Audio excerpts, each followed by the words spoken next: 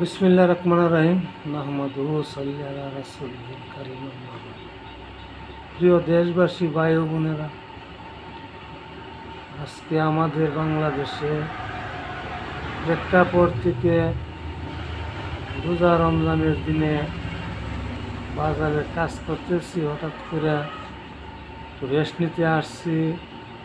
তারই ফাঁকে মনে পড়ল বাংলাদেশের আমাদের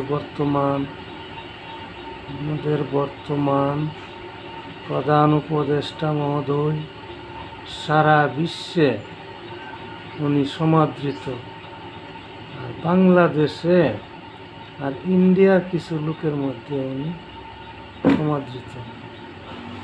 ওনার বদনাম করে, কারণ হচ্ছে যে যতটুকু ওজনের এই পরিমাণই বাটকে যে মরতে পারে। তাই ডক্টর ইউনূস সাহেবকে আমি অনুরোধ জানাচ্ছি, আপনি আরও দ্রুত গতিতে সংস্কার কাজ এগিয়ে আনেন এবং আগামী নির্বাচনের জন্য প্রস্তুতি গ্রহণ করেন। আগামী নির্বাচনে সুষ্ঠু নির্বাচন করায় দেশে সারা বিশ্বে ইতিহাস সৃষ্টি হয়। আর জামাত ক্ষমতা গেছে গিয়া, আজকে ভাই ফেসবুকে দেখলাম জামাত খালেদা জিয়ার, প্রধানমন্ত্রী খালেদা জিয়ার আসনে প্রার্থী দিছে। তো ডাক্তার কি জানে ওই জামাতের আমির সাহেব, আপনি হন না জামানত যদি বাজাপ্ত না হোক তো সারা জীবনে রাজনীতিতে কোটি কোটি টাকা লস করছি, বাপের সম্পদ নষ্ট করছি, আর যেটি আছে সেটি তোমার নামে দিয়ে দেব, তুমি খালেদা জিয়ার প্রার্থী হো। বাবা রে বাবা, তারা যে নৌরাকে তো ইয়াল দিকতে পাইছে সব দল বিলুপ্তি করার জন্য। স্বাধীনতা সংগ্রামের সময় কী করছিল শৈল আন্তাজ নাই, এই জাতি বইলা গেছে গা।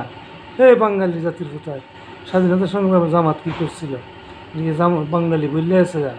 আর তুমিও হন শুদ্ধ ভাষা, বাবা রে বাবা যা বলতেছ, সারা দেশ তোমার দল হইছে।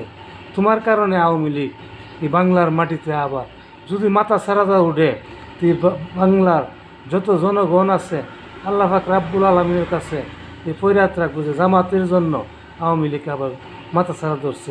আবার তো আওয়ামী লীগের সমন্বয় করছিল, ঠিক নাই বেহায়া মানুষ।